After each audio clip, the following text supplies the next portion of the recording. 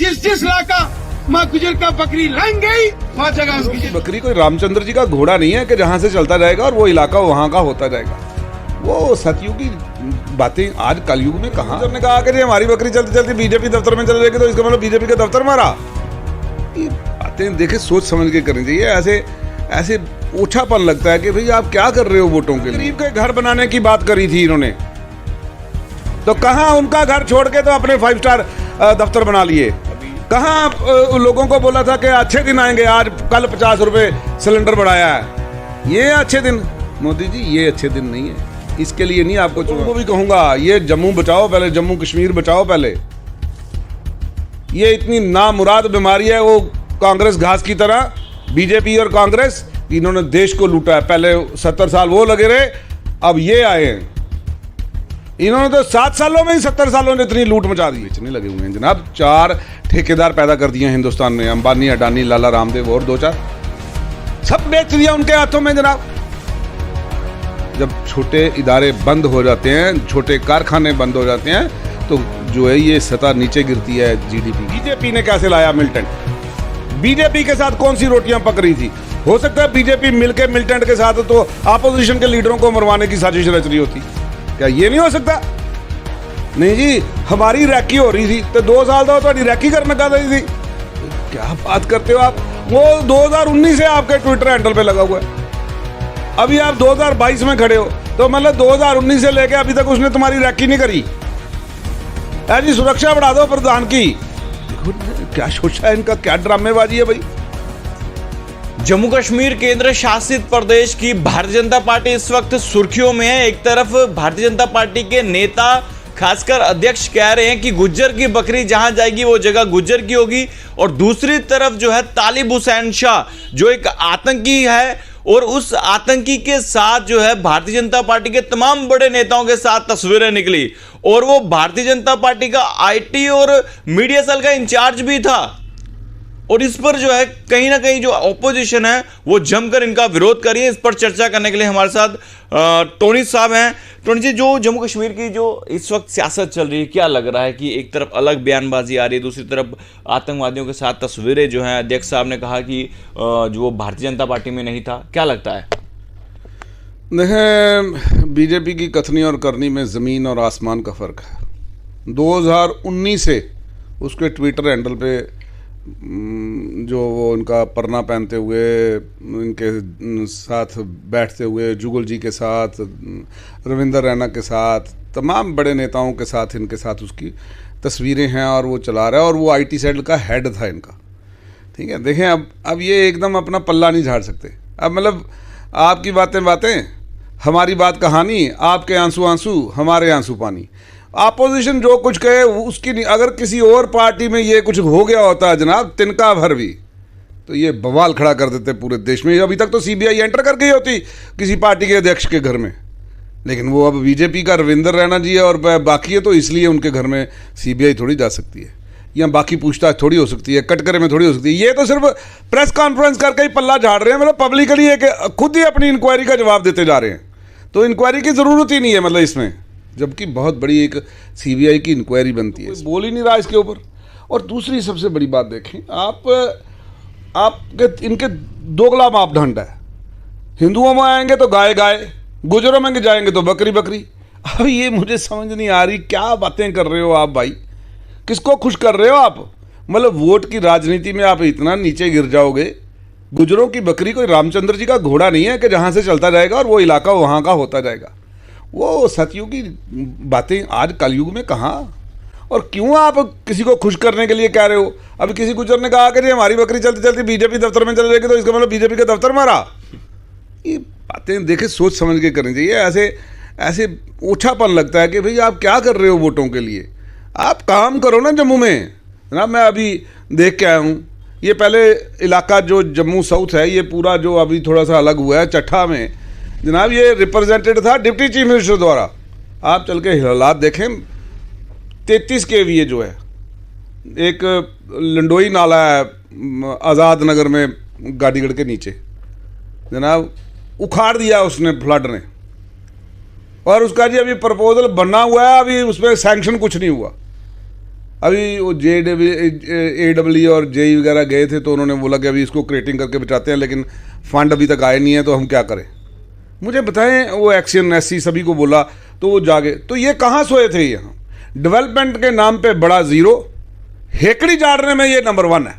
अभी क्योंकि इन्होंने पत्रकार वार्ता जब की, मैंने इनसे सवाल किया कि जब तालिब हुसैन शाह को आपने माइनॉरिटी सेल का आप इंचार्ज बनाया था, तो क्या उसमें जो आपका लेटर हेड था भारतीय जनता पार्टी का, तो उन्होंने कहा कि मेरे नाम का नहीं था, लोगों को मेल नहीं आई, इसलिए वो भारतीय जनता पार्टी का वो जो है वो कोई भी उसका नाता नहीं था। ये बस ये बात है ना, बस मतलब ये इससे दी मैटर दी एंड हो गया भाई। ये वही बात होगी ना, फिर हम जो कहें वो सच है और अपोजिशन जो कहे वो झूठ है। आज इनके पास जवाब नहीं है जनाब, ये कोई तरीकाकार थोड़ी है जी, वो हमारा था ही नहीं। जब किसी में गलती निकल गई, आप बोलो भाई हाँ हो गई है गलती। गलती किससे होती है? इंसान से होती है। बोलो, मानो उसको भाई गलती हुई है हमसे, भाई हम इससे आगे एहतियात करेंगे, गलती हुई है हमसे।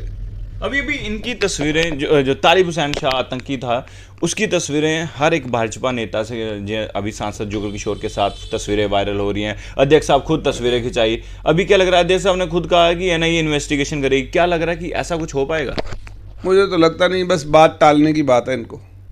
फिर वो है कि रात गई बात गई, गोदी मीडिया बात नहीं उठाएगा। गोदी मीडिया के लिए ये आतंकी नहीं है। अगर कहीं और कुछ हो जाता, अब देखो वो जयपुर की हत्याकांड हुआ, जयपुर में हुआ ना जी, तो वहाँ पे जो उसको मारा गया, वो दोनों जो मुस्लिम पकड़े गए उनका पूरा करीबी नाता था बीजेपी के साथ था। तो क्या दर्शाता है कि ये जानबूझ के हिंदू मुस्लिम की राजनीति करेंगे ताकि आने वाले इलेक्शंस में हिंदुओं का वोटों को किसी तरह अपने साथ संजोया जा सके, समेटा जा सके और अपनी राजनीति की कुर्सी फिट हो सके। ये कांग्रेस करती थी पहले हिंदू सिख की राजनीति करके, तो वो अपनी कुर्सी जमाए रखती थी। ये अब आए हैं, ये एक ही सिक्के का दूसरा पहलू है। ये आए, ये अब हिंदू मुस्लिम करके अपनी सियासी रोटियां सेक रहे हैं। मैं समझता हूं कि अब लोगों को जागना होगा, नौजवान युवा को जागना होगा, हमें देशभक्त बनना होगा, हमें अंधभक्त नहीं बनना होगा। और जो बीजेपी या मोदी भक्त है वो देशभक्त नहीं है, देशभक्त है जो हिंदुस्तान से प्यार करे, वो देशभक्त। वो हमें लीडरों के पीछे नहीं जाना है यार। कल को उधर से कोई गलती निकलेगी कि हमने कौन रखा था, कल कहीं और किसी लीडर में गलती निकल आएगी तो आप बोलोगे भाई हमने कौन से, उसमें हमारा कोई लेटर नहीं था, फलाना नहीं था, ये धमकाना नहीं था। आपने उसको प्रेस में बोला हुआ है, आपके हर जगह इलाके क्षेत्र में वो IT का हेड है। अब आप डिनाई करते हो यार, आपके डिनाइल भर से ये बात खत्म हो जाएगी। आपने इतने पत्रकार अंदर कर दिए जो सच बोलते हैं, आप झूठ बोल के बाहर घूम रहे हो। ये दोहरा मापदंड आ गया देश। जो तालिब हुसैन शाह था आतंकी, ये एक पोर्टल में भी काम करता था, माइक पकड़ कर हर किसी का इंटरव्यू करता था। एक और इंटरव्यू उसने किया था जो इसका सोशल मीडिया में वायरल हो रहा है। तो क्या लगता है कि कहीं ना कहीं मीडिया हाउस पर भी कार्रवाई जो है कहीं ना कहीं होनी चाहिए, जो बिना वेरिफिकेशन के लिए किसी को भी रख देते हैं, चाहे वो आतंकी हो? मैं समझता हूँ मीडिया हाउस से पहले बीजेपी के जो लीडर है इन पे कार्रवाई होनी चाहिए। मीडिया हाउस वाले को क्यों फंसाना बेचारे को? उसको बेचारे का क्या कसूर है भाई? उसको फंसा देंगे हम। जो मीडिया हाउस वाला है, ये सारा फोकस उस तरफ चल पड़ेगा, ये उस तरफ जहां एक्चुअली फोकस है वहीं रहना चाहिए। ये बीजेपी ने कैसे लाया मिलिटेंट? बीजेपी के साथ कौन सी रोटियां पक रही थी? हो सकता है बीजेपी मिलके मिलिटेंट के साथ तो अपोजिशन के लीडरों को मरवाने की साजिश रच रही होती। क्या ये नहीं हो सकता? नहीं जी, हमारी रैकी हो रही थी तो 2 साल तो थोड़ी रैकी करने का थी। क्या बात करते हो आप? वो 2019 से आपके ट्विटर हैंडल पे लगा हुआ है, अभी आप 2022 में खड़े हो, तो मतलब 2019 से लेके अभी तक उसने तुम्हारी रैकी नहीं करी। ऐसी सुरक्षा बढ़ा दो प्रधान की। देखो क्या सोचा है इनका, क्या ड्रामेबाजी है भाई। हमें तो डर ये है कि रैकी अपोजिशन के लीडरों की करवाई है इन्होंने, उनको मरवाना होगा उसके जरिए। अब जब लोगों के सामने आ गया तो अब इसको ये पल्ला झाड़ रहे हैं उससे। हमें ये डर है कि ऐसे आतंकी जान के पाल के रखे थे कि अपोजिशन में जो जो नजर आएंगे उनको उड़ाया जाएगा। अपोजिशन लीडर के पास तो सिक्योरिटी भी नहीं है, इसीलिए तो सॉफ्ट टारगेट है वो। कश्मीर के अंदर आप देखें ना, जिन जिनको सिक्योरिटी दी है उनको, जो इनके लोग हैं वो जब मर्जी बाहर जाएं, लेकिन जो अपोजिशन के लोग हैं उनको सिक्योरिटी जब उन्होंने बाहर जाना है तो सिक्योरिटी नहीं है। वो अपनी फ्री विल से बाहर अपने लोगों में जाके काम नहीं कर सकते। मैं तो कश्मीर के लोगों को आह्वान करूंगा, यार जागो, कब जागोगे तुम लोग? ये जम्मू कश्मीर का मसला है। इस वक्त जम्मू और कश्मीर में मत बटो। और जम्मू के लोगों को भी कहूँगा, ये जम्मू बचाओ पहले, जम्मू कश्मीर बचाओ पहले। ये इतनी नामुराद बीमारी है, वो कांग्रेस घास की तरह, बीजेपी और कांग्रेस, इन्होंने देश को लूटा है। पहले 70 साल वो लगे रहे, अब ये आए हैं। इन्होंने तो 7 सालों में ही 70 सालों ने इतनी लूट मचा दी। कहां गरीब के घर बनाने की बात करी थी इन्होंने? तो कहां उनका घर छोड़ के तो अपने 5 स्टार दफ्तर बना लिए। कहां लोगों को बोला था कि अच्छे दिन आएंगे, आज कल 50 रुपए सिलेंडर बढ़ाया है। ये अच्छे दिन मोदी जी, ये अच्छे दिन नहीं है। इसके लिए नहीं आपको चुना था। अब मुझे लगता है कहीं किसी दिन मोदी जी अपनी माता जी को गैस सिलेंडर ना भराने भेज दें, ताकि लोगों में फिर एक बार देखो जी उनकी माता भी जाके भरवा रही है, जैसे नोटबंदी में हुआ था। तो ये तो हर चीज़ को इस्तेमाल करते हैं अपने भलाई के लिए, अपनी वोट बैंक की राजनीति के लिए। सिर्फ वोट नज़र आना चाहिए बीजेपी को, उसके लिए ये किसी भी हद तक नीचे चले जाएगी। और देश गया भाड़ में जी, देश गया तेल लेने, इनके हिसाब से जो लग रहा है। आज जनाब गरीब जो है वो देशभक्त नहीं है क्या? उसकी देशभक्ति में कोई कमी है? सवेर से शाम तक वो अपने देश के निर्माण में रहता है, चाहे वो फार्मर है चाहे वो लेबरर है, देश के निर्माण में वो लगा हुआ है। ये तो देश को बेचने लगे हुए हैं जनाब। 4 ठेकेदार पैदा कर दिए हैं हिंदुस्तान में, अंबानी, अडानी, लाला रामदेव और 2-4, सब बेच दिया उनके हाथों में जनाब। जब छोटे इदारे बंद हो जाते हैं, छोटे कारखाने बंद हो जाते हैं, तो जो है ये सतह नीचे गिरती है जीडीपी की। यही तो एम्प्लॉयमेंट जनरेट करते हैं, तो वो बंद हो गए। आप मुझे बताएं कि जहाँ बहुत ज़्यादा मारकाट मची हो, जहाँ रोज़ दंगे होते हों, और आप इंडस्ट्रियलिस्ट हैं, आपको मौका दिया जाए कि आप वहाँ इंडस्ट्री लगाएंगे जहाँ दंगे हो रहे हैं या जहाँ पर पीसफुल एटमॉस्फेयर है। जनाब हिंदुस्तान जैसा बड़ा मुल्क छोड़ के फिलीपींस जैसे छोटे से देश में, जो एक रियासत भर का एक भी हिस्सा नहीं है, वहाँ जाके जनाब इंडस्ट्री लगाई जा रही है ताकि पीस है, लोगों में ये झगड़े नहीं हैं। पहले पाकिस्तान करता था, वो मंदिर के आगे गाय का कान कटवा के फेंकवाता था, ये सही दुरारा। मस्जिद के आगे सूअर का सर फेंकता था ताकि हिंदू मुस्लिम में लड़ाई हो और देश की आपसी भाईचारा टूटे और देश कमज़ोर हो। वो तो पाकिस्तान था, तो हमको समझ आती थी कि देश का दुश्मन ऐसी चाल चल रहा है। अब अगर देश के जो सबसे बड़ी पार्टी है बीजेपी ही अगर इसी हथकंडे में लग जाए हिंदू मुस्लिम को बांटने में जनाब, अगर बाढ़ देश को खाएगी। आज जो है प्रधानमंत्री बीजेपी के हैं, आज बीजेपी की सरकार है, अगर बाढ़ ही जो है खेत को खाएगी तो खेत को कौन बचाएगा? अभी टोनी साहब, जिस तरह से अध्यक्ष साहब की जो एक वीडियो वायरल हो रही है, आपने पहले भी कहा, ये अब लेकर इस पर जो चर्चाएं जो है हो रही हैं जम्मू कश्मीर में, इसी वीडियो को लेकर जो है राजनीति हो रही है। क्या लग रहा है कि अब एक पर्टिकुलर एक समुदाय को खुश करने के लिए कुछ भी कह दो? देखिए, मैं वही कह रहा हूँ, मुझे बताएं कि आप कौन सी, आप किसको खुश कर रहे हो? गुजर की बकरी जहाँ जाएगी ये वो जगह उसकी हो जाएगी। कोई स्टेटमेंट है जनाब? है कोई? मुफ्ती को तो नहीं खुश करने वाले। क्या पता बुआ जी बना लेंगे, जब इलेक्शन आएगा दोबारा उसको बुआ बना लेंगे। ये किसी को भी किसी भी हद तक जा सकते हैं। जब इलेक्शन में देखा पूरी सीटें नहीं आई, 25 सीटें आई, तो फिर जनाब महबूबा मुफ्ती बुआ बन गई सीधी। वो फिर उससे नीचे नहीं, फिर जनाब एक दाड़ा मारती थी, सारे सीधी लाइन में खड़े हो जाते थे। आज मैं पूछना चाहता हूं कि जनाब आज आप मुझे बताएं ना कि आज आपकी सियासत क्या कहती है? आप आज आपको लग रहा है भाई आप मुस्लिम को खुश करने के लिए भाई ये करेंगे तो इससे गुज्जर खुश हो जाएगा, इससे मुस्लिम खुश हो जाएगा, या आपने जो थोड़ी सी रिजर्वेशन दे दोगे इससे आप लगा लोगे? आपने देश में जो हिंदुस्तान पूरे में हिंदू और मुसलमानों में जो एक दीवार खड़ी कर दी है जनाब, इस दीवार को गिराने में पहले 70 साल लगे थे, अब इससे ज़्यादा लग जाएगा वक्त। जितनी खाई गहरी इन्होंने खोद दी है जनाब। हमें इसकी ज़रूरत नहीं है, हमें ऐसी राजनीति की ज़रूरत नहीं है जनाब। हमें यार इसलिए थोड़ी भगत सिंह, राजगुरु, सुखदेव जी ने जो अपना इशफाकुल्ला खान जैसे लोग जो इस देश पे शहीद हो गए, ये इसलिए थोड़े हुए थे कि ये देश यूं बिखर जाएगा यार। वो देश के लिए फांसी चूम गए, लेकिन आज व्यापारी बैठ गए हमारे ऊपर आके। और मैं तो समझता हूँ मैं आपको हकीकत में बताऊँ, हमें पता ही नहीं होता था यार ये RSS की शाखा चल रही है। हम बचपन में वो भी देखते थे, जाते थे शाखा में, ऐसी चीजें होती नहीं थी। अब जो आरएसएस का ही स्टैंड बदल गया हुआ है।